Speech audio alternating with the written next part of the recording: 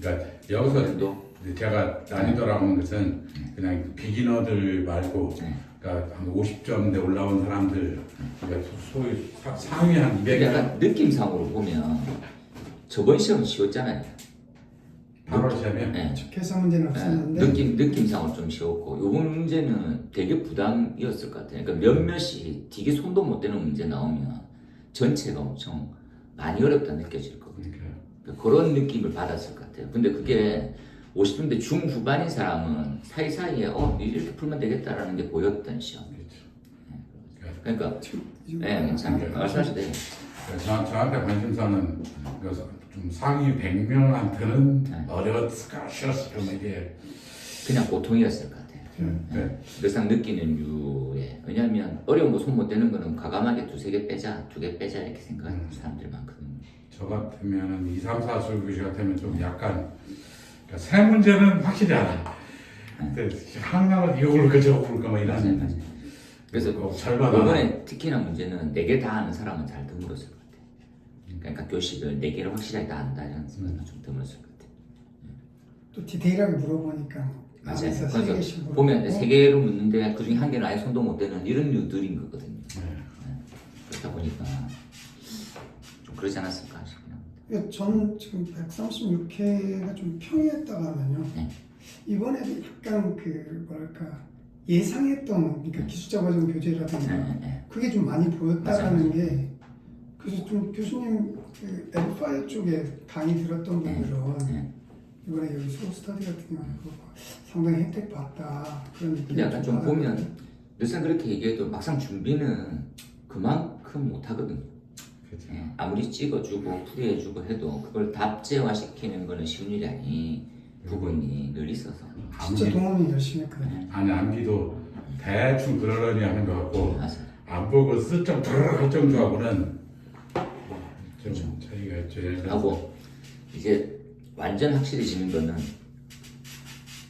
잘 정리해야 되는 게 기본 이제는 이제 기술사 문제집 팔고 있는 거는 큰 의미가 없어지는 시절이 온 것 같아요. 그래서 끊임없이 신규로 모의고사 피드백을 받고 그러니까 신규 문제를 계속 풀어나가는 형태 과정이 절반을 넘었었어요. 그런 것 같아요. 네, 좀 아쉽지만 어느 학원 교재든지 교재에서 출제되는 것은 50% 미만. 50%도 안 됩니다. 과거 교재는 제가 끊임없이 교재를 많이 털고 바꾸는 입장이고 자료를 나눠주는 입장인데 제 입장에 봐서도 50%가 안 될 수도 있거든요. 그러니까 저는 약간 이제 예전에 뭐냐면 기존에 50점대까지는 우리 교재만 봐도 열심히 된다는데 약간 회의적으로 바뀌었어요.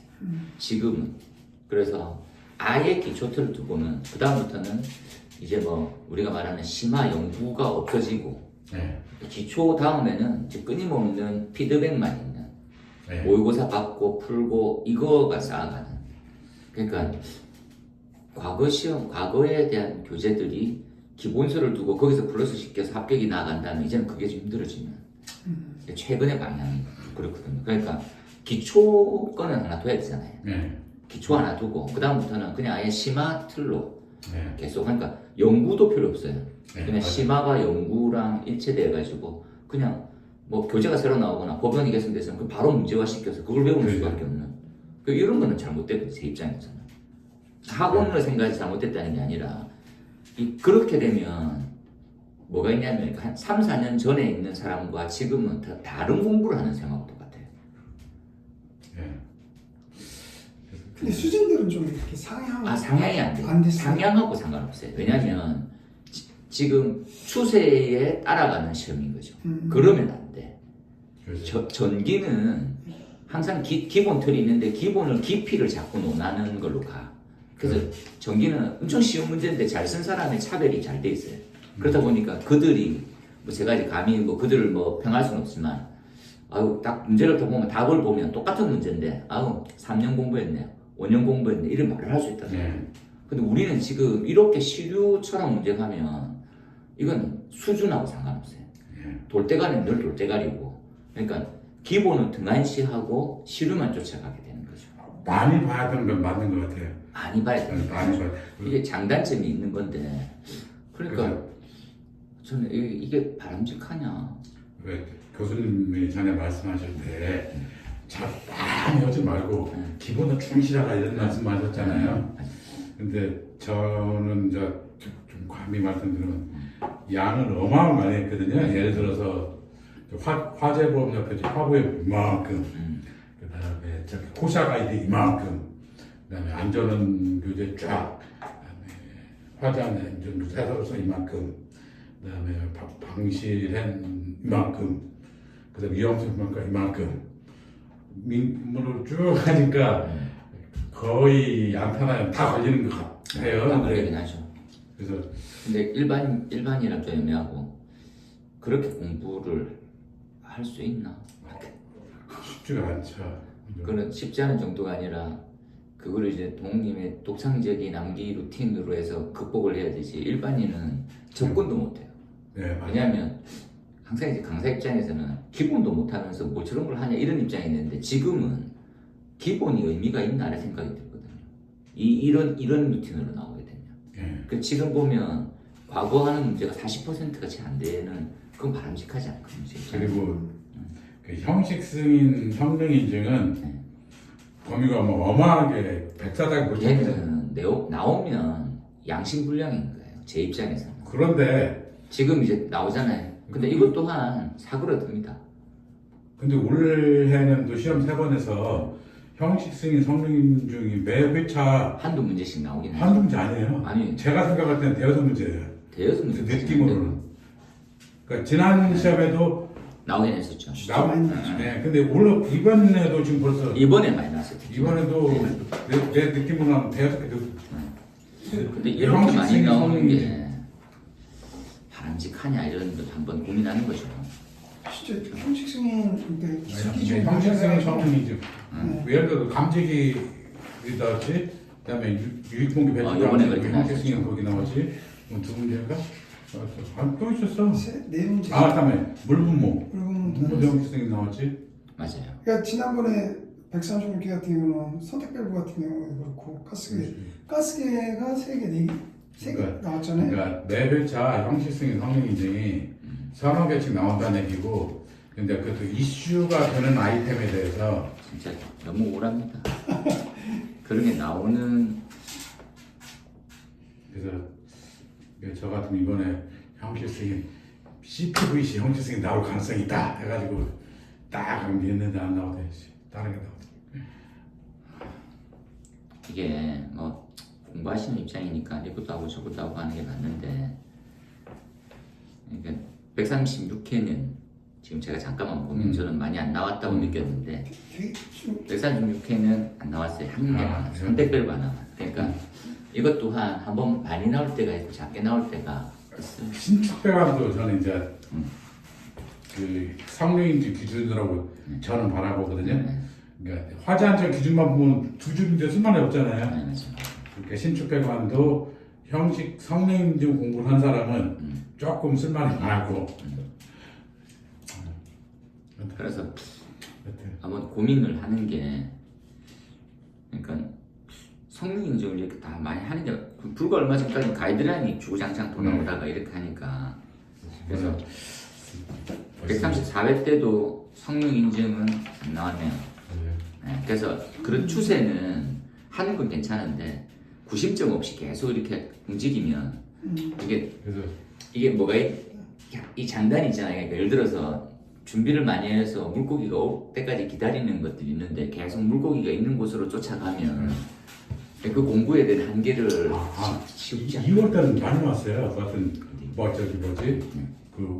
뭐지냐 이거 발진기의 뭐 온도 모기 온도, 옥내 온도, 그 다음에 저기 상업용 주방 사동 장치에 온도 센서를 할 때 시간 구하는식, RTI식, 그다음에 감지기 온도식, 그 형식 승인에 나오는. 아니 그건 형식 승인이라고 보기는 힘들죠. 그건 이론으로부터 정립됐으니까. 그래서 형식 승인이라고 불리우는 놈들. 그러니까 우리가 지금 무슨 시험 있잖아요. 평상시에 전혀 보지 못했던 그런 류는 안 냈었는데 지금 이제 그런 류가 나오니까 속상한 거라는 거지. 그 5분 시험에 특히나 많이 나왔어요. 135회 때도 지금 없습니다. 135회 때도. 성능 인증 상업용 하나 나왔네요. 상업용 거. 그 다음에 무슨 있잖아요. 그 발신기, 네. 발신기인지, 그쵸, 발신기. 오교형, 목내형, 그 온도 기준. 거기서 내가 그냥 멘붕이 저기, 그, 자동문, 자동 개폐 장치, 네. 오토 크루즈였죠? 그 어훈, 그 자동 개방 장치. 자, 개방장치. 그게 건축이었나? 희망에. 비상자동 개폐 장치 세 문제 났네 세 문제. 네? 네. 그것도 이걸 이렇게 근데 이게 제가 또 뭐 이게 이렇다 이심 이러니까 그걸 안고 가야 되는데 근데 범위가 워낙 넓다 보니 근데 그 범위가 넓은 것을 제가 정독을 한 서너 번 했거든요.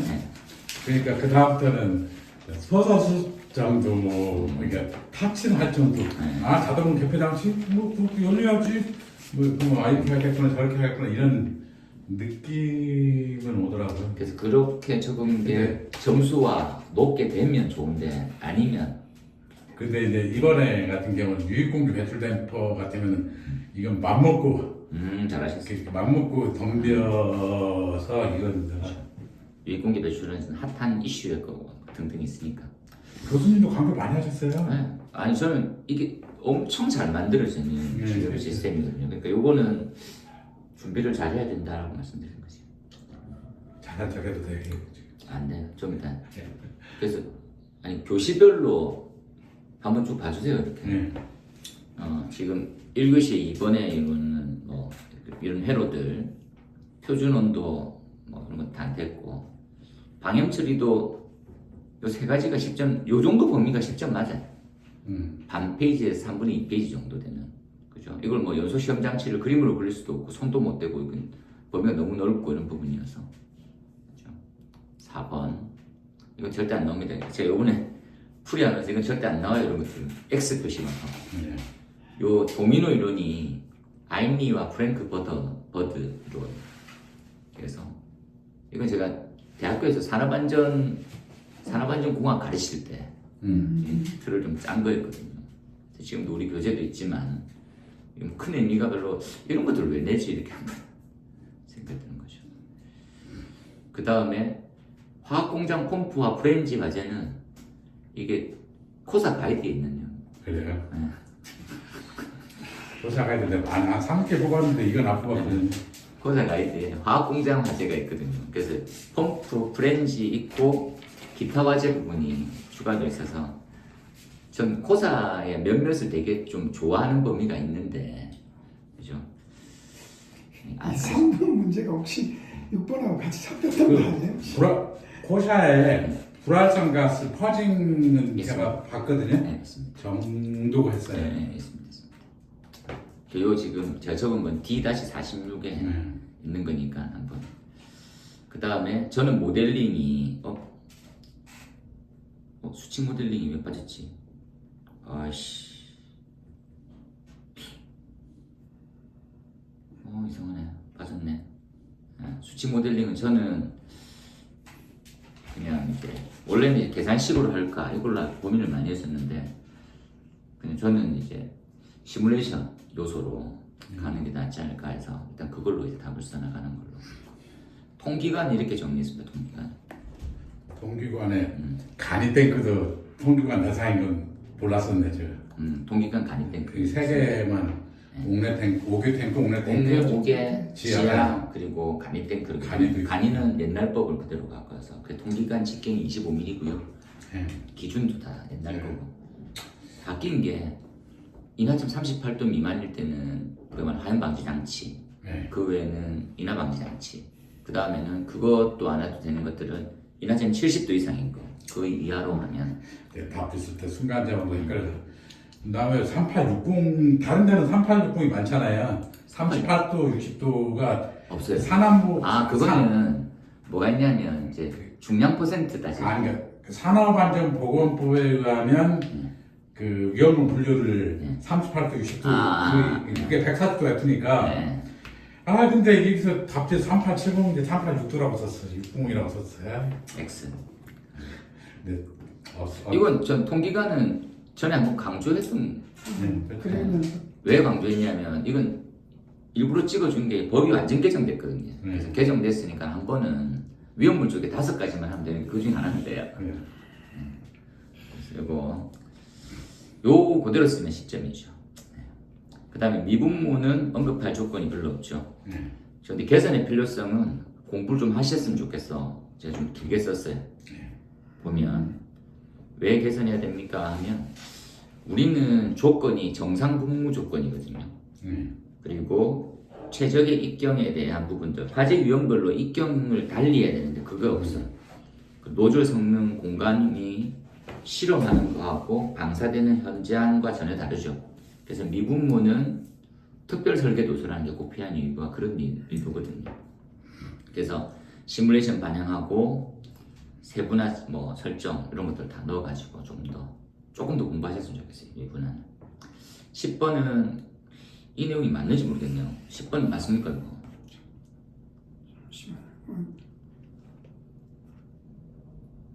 저는 가이드가 옛날 가이드하고 지금 25년 가이드하고 차이가 별로 없었던 걸로 기억나서 저기 부산에서 릴레이한 게 2020년도에는 그 90몇 페이지. 저기 대피 면적이 넓어야 된다. 그래서 그 저기 10제곱미터만이고 하여튼 어떻게 해서 대피 면적이 넓어야 된다. 그것 말고는 그것만 차이가 있었어요. 나머지 저기 요거는 다시 한번 제가 봐야 되겠네요. 25년 풀이를 다시 수정해야 되겠네. 경사로가 있었는데 노대경통 돼가지고 있어요. 네. 그러니까 노대, 대피공간, 경사로, 연결복도 통로 이렇게 네. 돼 있거든요. 그리고 연결복도 통로 기준만 개별적으로 그렇죠. 나오거든요. 여기서 질문은 연결복도 통로만 물어봤죠. 네, 맞아요. 통로. 네. 그래서 저는 이렇게 이게 20년도 가이드에도 똑같이 있거든요. 그거 하나 나오고 거기 개정판으로 하나 나왔었는데 그게 요 내용은 개정이 안 된 걸로 제가 알고 있어요. 예, 맞아요. 네, 그대로. 그리고 가이드고 맞아요. 더 이건 되게 웃긴 게 부산에만 적용하는 거거든요. 그렇죠. 없어. 이건 법도 없어요. 네. 그러니까 우리 부산에 이렇게 적용한다는 거지. 이런 문제는 2021년도는 소방청 가이드였어요. 아 그래요? 네, 그건 2021년도는 소방청 가이드. 11년에 있어. 예. 그 다음에 2025년 부산에서 가이드가 이 가이드 그분들의 논점은 끊임없이 우리 것은 말이야 저기 소방청보다 가이드가 더 훌륭해요. 그렇게 항상 나오죠. 그런 논점을 계속 나오는데 아니 청보다 더 발빠르게 움직여요, 솔직히. 네. 잘하고. 더 좋은 내용이고 저는 11번은 이런 방향이었습니다. 유체의 이동 과정이 이동 과정별은 흡입, 가속, 토출. 그리고 에너지 변화는 축동력, 기계 에너지가 운동 에너지, 압력 에너지로 전환되는 거다. 그래서 구조를 그리면 모터나 디젤 엔진, 회전이 임펠러를 돌리고 임펠러에 의해서 어떻게 되고 원심력을 받아서 외주 방향으로 가속되고 그런 거잖아요. 이거에서 그림 하나만 더 추가시키면 좀 되지 않았을까? 전기 에너지는 저는 썼는데 모터를 돌려면 전기로 돌리잖아요. 전기 에너지, 기계 에너지, 운동 에너지. 전기 에너지, 기계 에너지, 운동 압력 순으로 가는 그렇죠. 거죠. 그건 되게 예쁜 거예요. 그렇죠. 근데 낙차는 지워 씨. 네. 잘하셨어요. 그 다음에 요 지금 자가 발전 설비는 전기에서 나오던 문제이긴 하거든요. 거기에 있는 문제도 되고 저는 이렇게 분류를 해본 거거든요. 전부 다 웬만한 내용이 다 들어가지 있게 이렇게. 왜냐면 이거는 낚시를 그물을 좀 넓게 했습니다. 이게 뭐 정답이라고 보기는 힘들고요. 그래서 저는 하여튼 용량, 기능, 장소, 구획, 그다음에 조명, 그다음에 용량, 그다음에 용량 있잖아요. 네, 맞아요. 그래서 그것들이 내용 여기 전부 다 들어가 있습니다. 그래서 저는 그렇게 저도 이걸 아까 말씀드렸지만 이건 낚싯밥을 넓게 했을 뿐이지 이게 정확하게 뭔가 기준이 있는 게 아니기 때문에 13번에 물리적, 과학적, 열적으로 이렇게 해서 질문하는 대로 해가지고 딱 해놓은 거니까 한번 살짝 보시고 그렇죠? 그 다음에 2교시로 넘어와서 살수 성능표 딱 보고 난 다음에 이건 어려운 건 아닌데 이런 것까지 외웠어야 됩니까 하는 아쉬움이 있어가지고 저는 안 해옵니다. 이건 다시는 안 나옵니다. 다시는 2교시 넘어가서 2번 넘어가가지고요. 혹시 교수님 13번 예, 13번 우리 건축물 화재인데 이 네. 연기에서 그 화학적 특성 예. 이 CO2로 해가지고 예. 건축물에 시멘트 예. 그거를 그까지는 저는 썼거든요. 이게 이제 우리가 얘기하는 이제 폭렬. 예. 폭렬에 대한 부분으로 생각해 보면 콘크리트의 중성화 정도까지 발생하느냐를 따져보면 그 정도는 절대 없어요.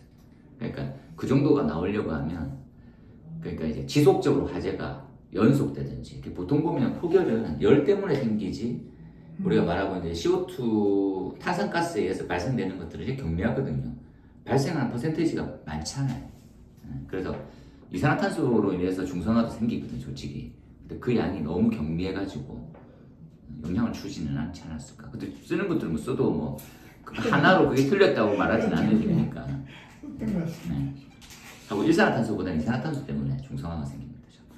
그래서 화학적 요소를 에이씨 좀 부탁드립니다.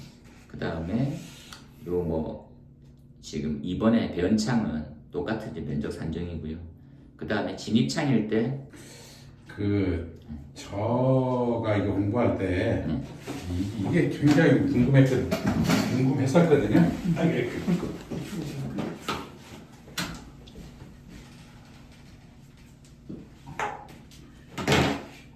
이렇게 있으면 문이 이렇게 창문이 이렇게 있으면 여기서는 왜 이걸로 잡고 아래는 왜 이걸로 잡을까? 여기는 왜 이걸로 잡을까? 이게 좀 궁금했었거든요. 그래서 여기 설명을 했어요.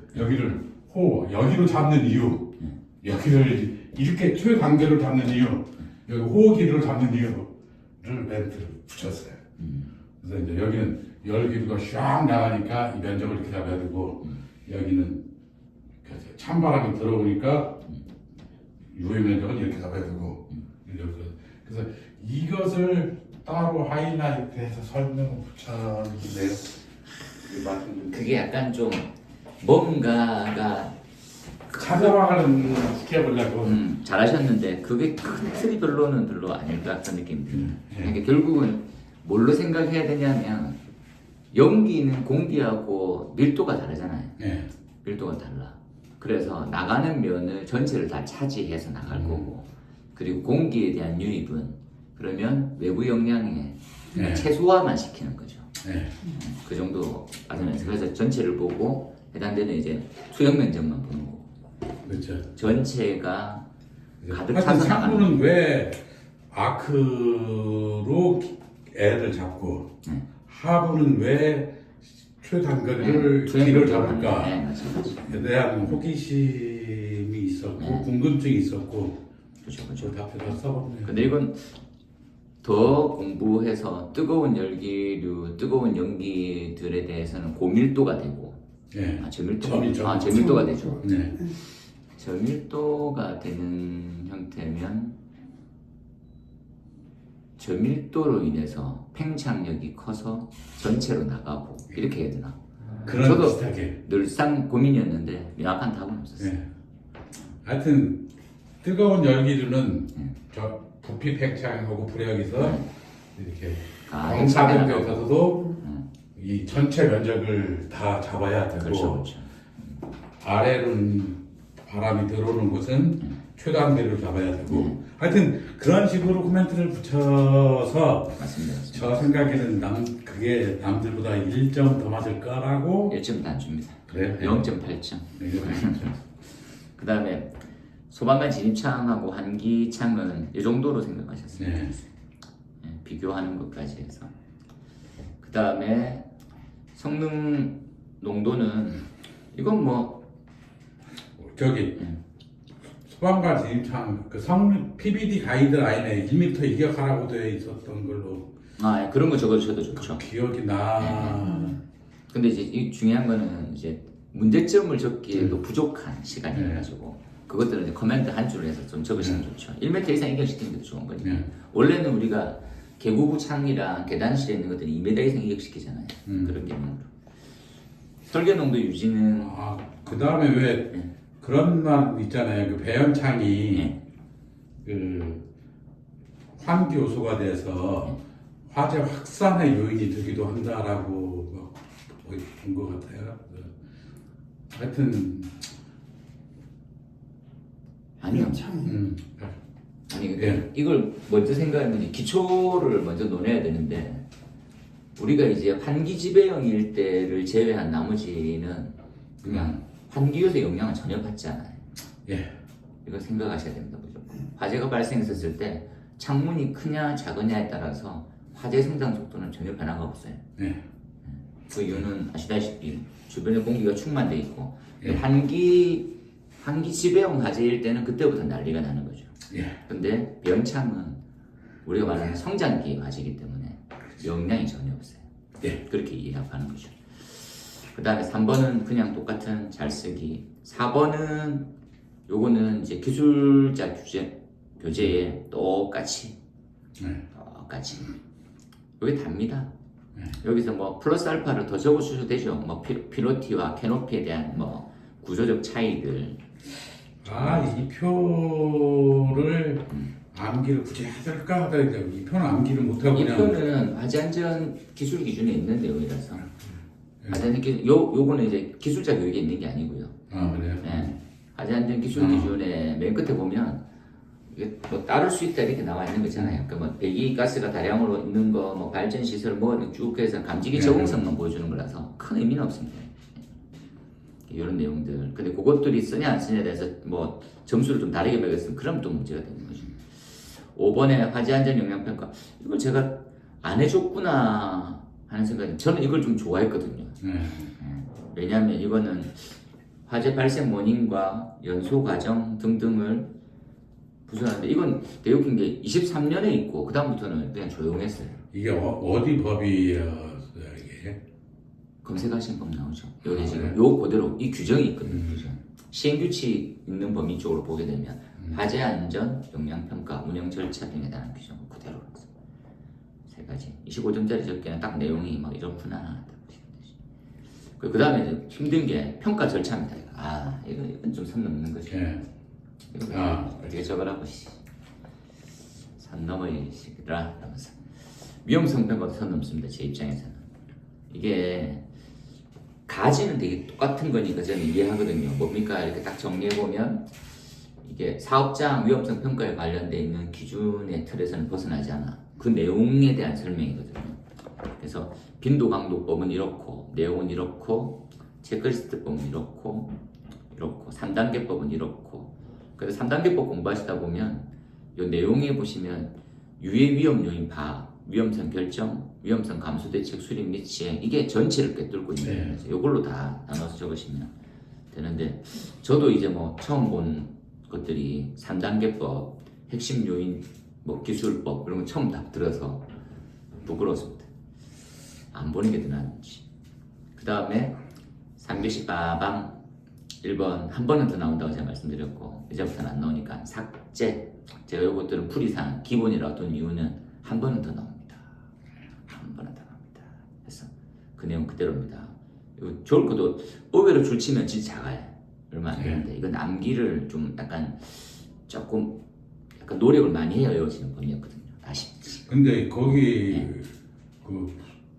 법 가이드라인 법인지 거기 중에서 공법만 말하고 네 가지를 공법만 쓰라고 쓰니까 몇 개 안 되거든요. 그 천장 부수기, 캔틸레버, 그다음에 화재 확산. 내 드레처가 생각이 안 나고 도대체 무섭다는. 지금 나와 있는 건 피로티의 화재 안전 성능 보강 공법 선택 적용이 있는 부분들 빼고 일반 건축물 빼고 해서 요 내용이 다 할 거예요. 그래서 요거 다 적을 수 있으면 그죠? 여기 피로티 건축물 대상이거든요. 쉽지 않지. 그 다음에 요거 지금 2번은 저는 이렇게 풀었어요. 이렇게.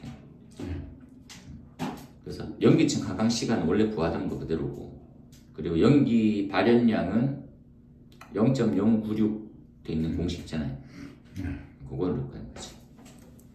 그걸 넣고 그래서 예, 그거 딱 보시고 그래서 순서는 연기 도달 시간이 침대까지 도달 시간이니까 이렇게 43.15초.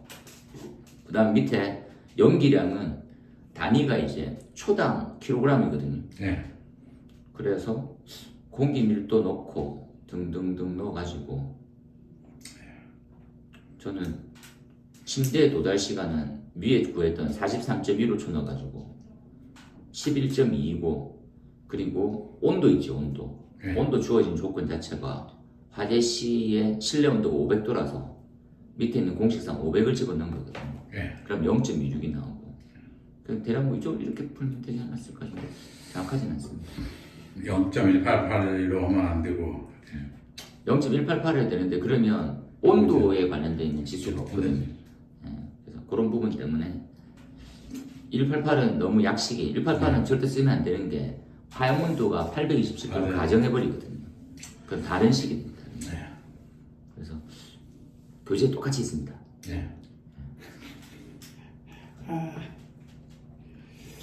그 다음에 양력인데 양력은 이런 힘이나 이런 압력이나 아니면 이러한 특성을 나타내는 형태는 무조건 잠깐만. 화염 둘레를 네. 이런 경우 2m로 계산해야 되나요? 4m 보통 우리 공부할 때 4, 6, 12로 아니 그러니까 화염 둘레를 주어졌잖아요. 아, 그래서 사각형 잡았으니까. 그렇게 해야 돼요? 그렇죠. 화원의 크기 자체가 가로 세로가 있고 거기에 대해서 둘레를 구해야 되는 거니까 이밖에 안 되는 거죠. 그렇게 해야 돼. 거기서 페이크를 또 한 번 더 줬어요. 여기서. 그러니까 소규모 화재, 또 중규모 네, 4, 화재 6, 12가 있는데 네. 그것들은 주어지지 않았었을 때. 그래요? 이런 경우는 네. 4로 2로 해야 된다. 그래서 저는 그래서 그 4m가 작은 규모이기 때문에 화염을 둘레를 4로 계산했는데 틀렸네. 네. 4로 계산. 네, 2로 해야 될 것 같습니다. 어딘가 4, 6, 12는 원래 우리 있던 거예요. 원래 있던 거. 그러니까 그걸 화재 크기로 보고 네. 소형, 중형, 대형으로 구분하는 거죠. 늘상 배워왔던 거. 네. 네, 그런데 지금은 화원의 크기가 주어지지 않고 그러니까 소형일 때다 이렇게 얘기하면 그거고 이렇게 그래요? 풀면 되는데 화원의 크기가 주어지다 보니까 그걸 보면 나는 이 소형이기 때문에 소형이란 말은 없어요. 그러니까 저가 이게 제가 알고 있는 게 좀 있어요. 저도 좀 업데이트 해야 되네. 그러니까 예를 들어서 화원의 크기가 1, 1, 1, 1. 이 이하는 P를 4를 적용한다. 제가 보면 그다음에 1.5, 1.5, 1.5는 저기 뭐시냐 6이네요. 중형이고 이건 소 중이고 P는 6을 적용한다. 그다음에 2 3, 3 12. 이건 대형이고 맞아요. 12를 적용한다. 맞아요. 까지만 제가 공부했거든요. 그 이게 주어지면 그것을 적용한다. 이거 몰랐네. 이렇게만 저는 이렇게만 알고 있었던 게 하나 부족했네요. 틀렸다. 3번 학력과 양력은 발생 원리는 뭐 때문에 이제 그림을 좀 넣었는데 네. 맨 밑에 이제 비행기로 그림을 하나 넣고 소방 분야의 적용도 포괄적이죠. 포괄적인 거. 그래서 재현 설비 때 뭐 우리가 재현, 배연 그리고 우리가 뭐 방수 이런 것도 다 여기 장이 있거든요. 제가 어느 문제 김진 저기 이동명 교재였나 저기 하여튼 저기 에어포일 펜 입고로 양력 어디서 들어봤거든요. 이동명 어디서 교수님보다는 김진수 교육관에서 네.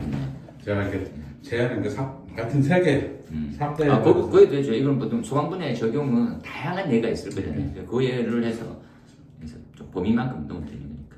제가 봤을 때는 그 에어포일 펜이 저 같은 리무대를 안 썼는데 네. 만약 했다면 그걸 하이라이트 했을 것 같아요. 하이라이트까지는 안 갈 것 같은데. 네.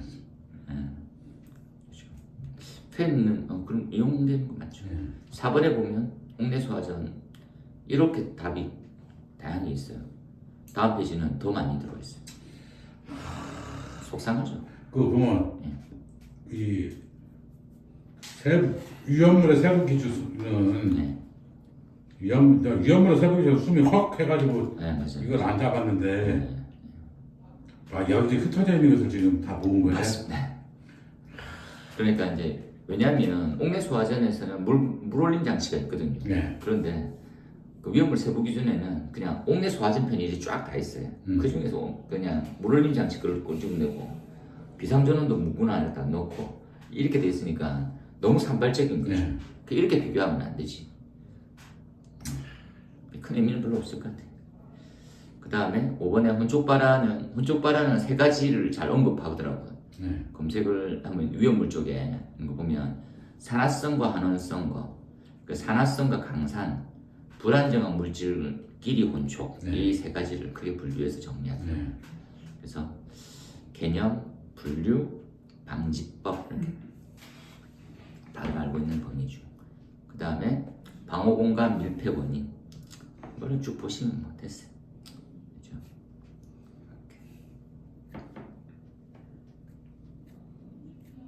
네. 여기도 똑같이 기술자 교재에 나와 있는 내용을 적기를 바라는 축에 속하는 내용들이 있었어요. 같이 한번 이렇게 같은 거 잘 돼 있더라고요. 그 전에 잘 돼 있었지만 저희가 엄청 중요하다고 했어요. 이것도 굉장히 그 기술자 교재에 있는 거 거의 다 쓴 것 같아요. 잘하셨어요. 생각 어마어마하게는 그 다음에 이거 막 뒤집어져 있네. 4교시 문제가 뒤집어져 있네요. 네. 요것들은 7번은 1교시 7번 있잖아요. 네. 수치 모델링. 네. 이게 PDF 구우면서 이상하게 올라오고. 이쪽으로 왔네. 네. 여기 보면 저는 수치 모델링이라고 하는 거는 그러니까 문제가 플래시오버를 예측하는 형태에 대한 것의 요소면 맞아요. 네. 화재 수치 모델링이면 시뮬레이션인데 시뮬레이션 플래시오버를 나타내는 거 있잖아요. 모델링 화원, 연료, 열전달, 구획실 특성, 구획실 특성도 약간 중복이네. 잘못됐네. 연기층 분포 이런 것들 다 넣어가지고 임계 조건 이렇게 넣어가지고 장하게 넣어봤어요. 이것도 마찬가지 통발을 넓게 해가지고 나와 있는 거니까 여기 있습니다. 됐죠. 그 다음에 보다 더 라이트하게 지금 뭡니까 하면 특별 비난 계단 노출량. 이 노출량 우리 전체 저번에 한번 논의하고 했던데 그죠? 네. 응. 거기 좀 업그레이드가 돼서 그 암기하기 쉽게 잘하시는데. 그 다음에 지금 유입공기 배출 장치는 기술자 교재를 그때 또 차용해서 기술자 교재는 잘 돼 있거든요. 그 다음 페이지 제가 그림 넣은 건 다 기술자 교재입니다. 그러니까 유입공기 배출 단파가 방호벽 내부에 있을 때 어떻게 되냐, 소규모 있을 때 어떻게 되냐 이런 것들 있잖아요. 저기 뭐시냐 저기 그 성능 기준인가에 나와 있잖아요. 성능 기준에 있는 성능 기준이 있다고 해요. 뭐가 있다고 해요? 장치의 구성 요소. 장치의 구성 요소가 애매하더라고 제 입장에서는. 저는 저기 성능 기준 나와 있는 거 구조가 어떻고 구조만 나와 있거든. 그러니까 교수님 저는 그 유튜브 강의가 그대로 꽂혀 있는데 그 구조, 작동, 그다음에 전기, 그다음에 축은 슬립이 없어야 되고. 아니 맞는데 거기 나와 있는 형태는 구조거든요. 구조. 그러니까 장치 구성 요소. 그러니까 이게 잘 읽어보면 저는 이런 느낌을 받았어요. 왜냐하면 저도 그걸 넣을까 했거든요. 그 구조. 그런데 2번은 유입 공기나 팽창 공기를 효과적으로 배출하기 위한 장치. 네. 장치의 구성 요소. 네. 그리고 나아가서는 옥내 배출구의 조건. 네. 그죠. 그러니까 성능 인증 요소가 아니라 제 입장에서는 그러니까 이건 옥내 배출구는 거기에 있는 원래 기준이 없거든. 얘도 마찬가지고 그러니까 어떻게 구성이 돼 있으면 효과적으로 배출되냐, 네. 이 장치가 효과적으로 성능을 발휘하려면 구조가 어떻게 되느냐, 네. 이것들을 제가 판단한 거죠. 그렇죠. 네. 그리고 그래서 유익공기 배출電波가 효과적으로 배출되기 위해서는 어떻게 해야 됩니까? 그러면 그죠? 그러면 어떻게 돼 있어야지만 효과적으로 배출됩니다. 이런 거 있죠. 요게 기술자 교재에 유사하게 나와 있어요. 저는 2번에다가는 그 구성을 어떤 말인지 쓰고 알겠어요. 예. 3번에다가 기술자 교재 내용은 3번에 다 떼놨거든요. 이게 저는 2번, 3번이 기술자 교육 내용이더라고요. 아, 저는 약간 그 내용을 가르쳐 봤잖아요. 그러니까 그렇죠. 두세 번 읽어보니까 이게 그 아. 느낌이지 않을까 하는 생각이 들더라고요. 그러니까 유익공기 배출電波는 이래야 되는데 걔가 효과적으로 배출하려고 하면 환경이 이렇게 갖춰져야 된다는 거거든. 네. 그래서 어떻게 됩니까? 하면 그 밑에 보면 그 42페이지 아래쪽에 있죠. 효과적인 배출을 위해서 옥내 배출구 조건 그 내용도 있거든요. 네. 그래서 그 위에 있는 내용도 그거지 않을까 하는 생각이 들어가지고. 근데 저도 통발을 좀 넓히려면 요것도 좀 써주는 게 좋지 않을까라고 말씀드릴 것 같아요. 저는 그 성능 기준에 있는 내용만 하고 성능 기준에 있는 거 구조 조건만 있거든요. 네. 구조. 그럼 구조 내용이 약간 약해. 옥내 배출구는 또 없어. 그렇죠. 근데 구조는 이종내, 옥내는 또 약간 기술자 교재에 하진 않았을 것 같은 느낌이 들어가지고. 근데 다 보자마자 이제 이거 기술자 교재 내용이구나라는 생각이 바로 들어가지고. 그래서 처음에 검색해가지고 성능 인증 그거 있잖아요. 그 내용을 봤어. 아, 이걸로 쓸까? 조금 애매하네 이런 생각이 좀 들어가지고. 옥내 배출계 조건을 쓴 것 같기도 하고 쓴 것 같기도 애매하네. 그렇게 돼 있습니다. 그래서 거기 보면 읽으면 어려운 내용은 전혀 없거든요. 그렇죠. 예, 그래서 어떻게 됐냐 해서 되게 그렇게 냈을 것 같아요 이분들. 그 다음에 스프링클러 관련돼 있는 거 이렇게 해서 동작 원리도 저는 이제 구조 원리를 보면 안 맞거든요. 구조는 구조대로 두는데 이 구조를 어떤 의미에서 구성으로 봐야 되는 것 같고 구조는 진짜 안에 있는 구조를 어떻게 그릴 거냐 복잡하잖아요. 이번에 그 수방체 나온 지하 주차장 전기 청전소 네네. 그 개선 방안, 네. 난 그 문제인가 싶었었는데 그 문제하고는 조금 더 결을 그렇죠. 달리더라고요. 거기까지 진도가 안 나갔더라고요. 네. 그래서 끝까지는 안 했더라고요. 그래서 거기 보시면 원래 그냥 동파 방지 내용하고 똑같이 넣었어요. 동파 방지는 그래서 열선 넣고 뭐. 저는 그래서 이 대책에 개선된 준비 작동시 개선된 시 그걸 썼거든요. 저도 그것도 근데 아니 이것만 이거 저기 남가부 보유 냉매 뭐 근데 이렇게 거기는 지하 주차장이 전기차 전용으로 해서 설명된 거잖아요. 어쨌든 그래서 그렇죠. 전기차. 근데- 그래서 이제 근데 2024년도에 지하 주차장에 대해서 그 습식으로 바꿔놨지 네, 않습니까? 맞아요. 그리고서 거기에다가 부합식이라는 게 그렇죠. 습식이 아니라 공개하고 아니, 나가는 식으로. 아니 근데 이제 질문은 뭐였냐면 보시면 습식 설비를 설치해. 네. 그러니까 우리 부합식이나 우리 말하는 이제 그 그죠. 우리가 인트라곤 아니야. 그래서 그거는 빼. 그러니까 이 질문은 지하 주차장에 대한 대책을 해서 그게 맞는데. 그래서 그 대책이 동파 방지를 하나 둘 셋 네 개 쓴 것 같아요. 1 그러니까 보온인데 난연제로 그래서 이제 난연제 성능 기준 있잖아요. 맞아요. 그 1, 2, 3, 4 네. 그 저기 유해성 시험 HF 그다음에 LOI CFE 누군 저기 뭐지 보온제는 난연성 그 네 개 다 붙였어요. 이거 시간 없더니 뭐 네, 시간 없어요. 그러니까 보온제를 난연제로 그냥 그 난연제 성능이 기준이 그 다 썼어요. 그 다음에 부동액을 자세 그도 좀 하잖아요. 그래서 이제 저기 개선도 준비 작동식 그다음에 아니 그러니까 이게 지금 네. 습식을 쓴다고 얘기는 해놨는데 준비작동식이 났어요. 그러니까 습식을 쓸 때 동파하고 그러니까 습식을 조금 업그레이드하면 아니 전혀 다른 메커니즘이지. 그러니까 그죠. 동파를 방지하기 위한 시스템이면 되는데 이 지금 전제 조건이 습식을 쓰겠대 무조건. 습식을 쓸 때 그래서 하여튼 그러니까 우리가 말하는 이제 부합이나 이런 건 말이 안 맞는 거죠. 그렇죠. 그때는 습식을 쓰는데 우리 원래 알고 있던 내용에서 좀 더 나가면 돼요. 대표적인 예가 열쇠는 생인품, 그죠? 그 다음에 그 단열재는 난연재, 단연에 대한 기준들 플러스 그 다음에 부동액은 규격에 맞게 유해 인증품, 그죠? 그 다음 나오는 형태가 환경, 그러니까 몇 층 이하, 동결 신도 확인, 그 다음에 정기적인 확인 및 보수 이런 절차들은 가는 건 끝이지. 갑자기 그것들은 약간 나갔잖아요.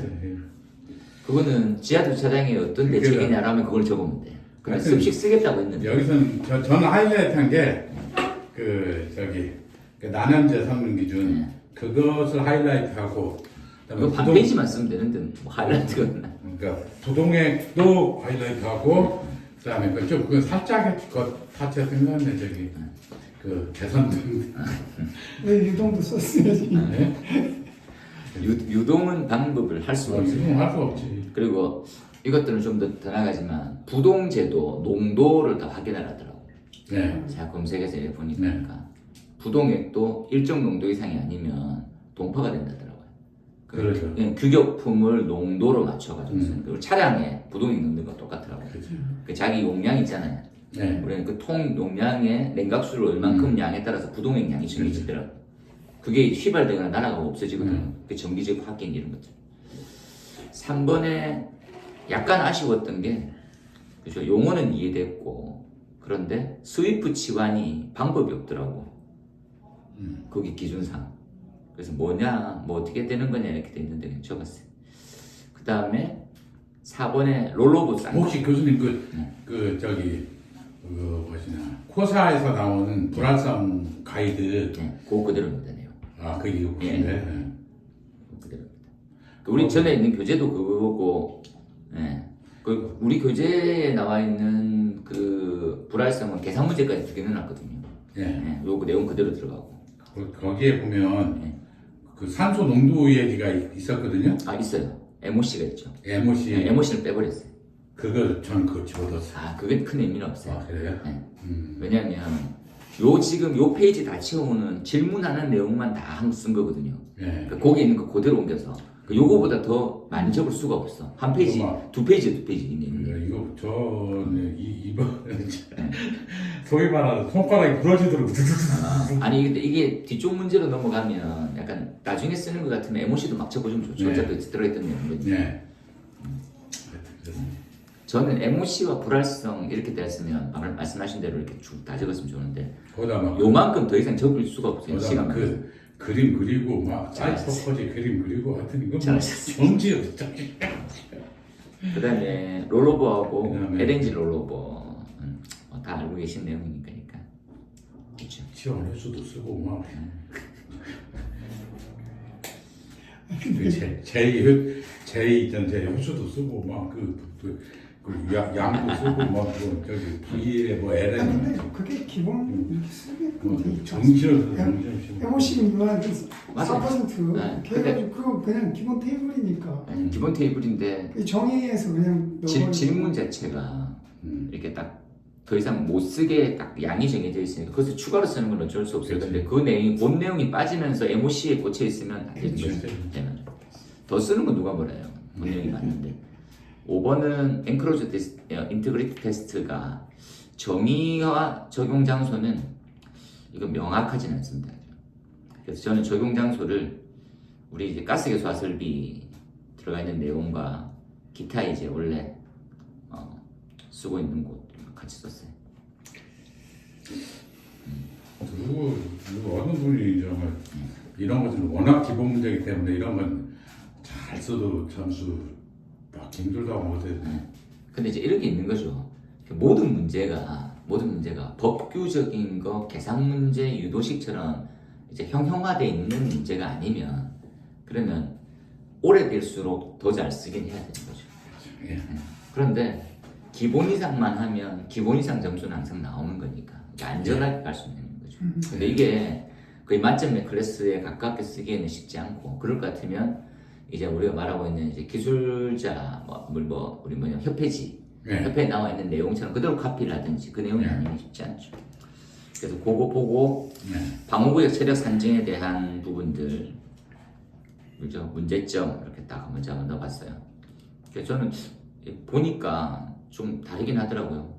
실제 최적이 약제 유지 최적이랑 다르다는 걸 몰랐지. 그리고 내부 장애물 때문에 약재가 침투할 수 없는 공간들도 생길 수 있거든요. 이런 부분들 다들 한번 고민해 보시라는 거지. 그 다음 페이지는 교재에 있는 내용 그대로 해서 딱 넣고, 그 다음에 6번도 무선식. 무선식은 한 번 나오기 전까지 무조건 나옵니다 되는데, 요것들은 이제 요 연동식 외가 중요한 게 아니거든요. 그 연동식에 대한 기준들 먼저 이해하고 그 다음에는 가볍게 이렇게 쭉 보시면 되는데, 그렇습니다.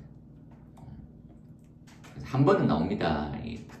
이게 무선식이 처음에 딱 도입되자마자 각광받는데, 우리는 자타면 무선식 개념이 아니거든요. 그렇죠. 단독 경보용에 무선식이 연동이냐 연동식 왜냐로 구별하는 거거든요. 그래서 그런 부분으로 나가 있었어요. 여하튼 이번 문제도 제가 풀이하면서 많이 느꼈지만 좀 아쉬운 부분도 있고, 그리고 기본에 충실하는 것들은 어쩔 수는 없이 당연히 해야 되지만 약간 이제 열린 마음으로 넓은 문제를 좀 더 많이 외울 수 있게 노력을 하면 이렇게 수험생은 버겁겠으나, 근데 이렇게 다들 같이 버거운 거니까 조금 더 노력을 해주시면 좋지 않을까 하는 생각입니다. 여하튼 정말 고생 많으셨어요. 고생하셨습니다. 문제를 그 시험장에서 주어진 시간에 막 얘기를 들었는데, 그러니까 이거는 공부가 좀 많이 돼서, 그래서 4교치 같은 경우는 막 두 문제 100분을 써버리는 시간 관리 잘 못하는 것도 있고. 아니 이게 이런 거죠. 그러니까 정말 자신 있는 문제 나오면 진짜 마음 뜨거든요. 그래서 그걸 절제하기 쉽지 않아요. 바로 그것이. 그러니까 저는 물론 그래서 옆에 그런 문제는 나쁜 의미지만 나중에 적는 거죠. 맨 마지막에 모든 걸 다 쏟아버리는 거죠. 그냥 보통 보면 자신 있는 걸 나중에 맨 마지막 문제를 진짜 많이 써버려요. 한 4-5장 이렇게 막. 그러니까 4-5페이지 되게 막 쓰는 사람도 있어. 그러니까 그거는 뒤로 보내놔야 자신 있는 것은 흥분하지 말고 나중에. 나중에 이건 내가 어떻게든지, 그러니까 많이 쓸 수 있는 내용 있잖아요. 그렇죠. 그런 것들은 질문의 의도보다 내가 훨씬 더 잘 쓸 수 있는 거면 풀어넣는 거고. 그러니까 무조건 이제 내가 못 쓰는 걸 먼저 쓰고 잘 쓰는 거 뒤에 쓴다는 개념이 아니라 시간을 열어놓고 쓸 수 있는 그렇죠. 문제면 그렇게 쓰는 것들이 나중에 후회 없이 쓸 수 있는 그다음에 좀 이번에 느낀 게 좀 무엇이냐, 세 문제 다 쓰고 한 문제 반 쓰고가 아니라 제 생각에 좀 공격적으로 해야 되는 거는 확실히 공격적으로 위험수평가 잡았어야 되고, 저 경우는 원래 준비 더 잘하시는 법률을 잡는 게 좋죠. 준파결대 공기는 이제 이거 잘잘잘 끊는 건데, 그래서 그거 아깝고, 그 다음에 두 번째로 아까 저기 학력 양력은 그건 잡았어야 돼. 그게 좀 아깝고. 그렇죠. 근데 이게 요번에 잡기는 맞는데 다음에는 안 나오고. 다음에 못 잡죠. 그러니까 그래서 그냥 버리세요. 그 다음에 교수님한테 중요한 팁 얻었네.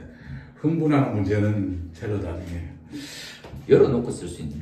그래서 여기는 뭐 요를 많이 했지만 유익공기 매출된 거는 진짜 많이. 맞아요. 많이 했었어요. 그다음에 교수님도 다음 많이 시간에 해줬고. 나옵니다. 그러니까 TAB 그다음에 좀 기술사에서 틀 나오면 우리도 한번 스터디 했잖아요. 그 클래스 2가 대체 뭔지 그거 쫙 해서 원정에서 부분정에서 이 숫자가 어디서 나왔는지, 맞아요. 어떻게 암기해야 되는지 다 그걸 했는데. 다 했던 사람들이죠. 그래서 저는 뭐 원래 동욱님이 공부를 넓게 하시는 스타일이어가지고 덜 버거우셨겠구나. 덜 버거웠는데 합격 못한 것 같아요.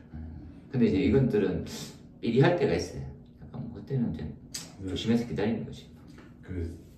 저한테 이제 관심사가 이제 상위 100명한테 어려웠을까 하냐, 근데 이걸 주름하는데 제가 이렇게 저기 보고 그냥 승질나서 안 봐버렸는데 보니까 상위 10명 안에는 좀 힘들었겠다 싶은 거예요. 10명은 말씀하시고 수조 그리는 거 보니까 10명은 좀 힘들었어.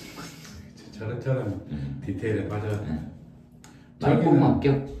저기는 마지막으로 잘난 척을 해야죠. 아니 근데 이게 약간 보면 약간은 이렇게 약간 질문에 좀 의도를 파악하는 연습을 이제 해야 될 시간이지. 아는 건 진짜 많은데. 그 다음에 그것이 순간 그러니까 언젠가 올 2월 달이니까는 문제집 보고 생각하는데 한 15분 까먹은 적도 있거든요. 그게 이제 약간 조심스러워서 그런데 직관력 키우기가 쉽지 않거든요. 그러니까 이 문제는 무슨 의도입니까? 이런 것들을 기출을 과거에 쭉 다 했잖아요. 그러니까 그런 문제를 이렇게 보면 아 이건 이렇게 이런 느낌을 그렇죠. 이제 정리할 시기입니다. 그래서 끊임없이 계속 습득하다가 지금은 더 이상 습득보다는 유지하시고 그다음에 잘 판단하는 쓸 때 거죠. 하여튼 개념, 문제점, 대책, 개념, 메커니즘, 문제점, 대책, 개념. 어떤 또 생각을 하는데도 이번엔 초이스를 잘못했어. 하여튼 공격적으로 자신 있는 문제는 나중에. 특히 2, 3, 4 교시는 1교시는 어차피 자신 있는 것도 그냥 한 페이지니까 1교시는 자신 있는 거 먼저 써도 될 것 같은데 2, 3, 4 교시는 내가 잘하는 내 전공은 뒤로 뺀다. 오늘 그러면 그동안 고생 많으셨고 제가 잘난 척할 기회를 왜 안 주셔요? 전화 시간 기회는 다음에 드리겠습니다. 네. 오늘은 여기까지. 예. 고생했습니다. 네. 고생했습니다. 고생했습니다.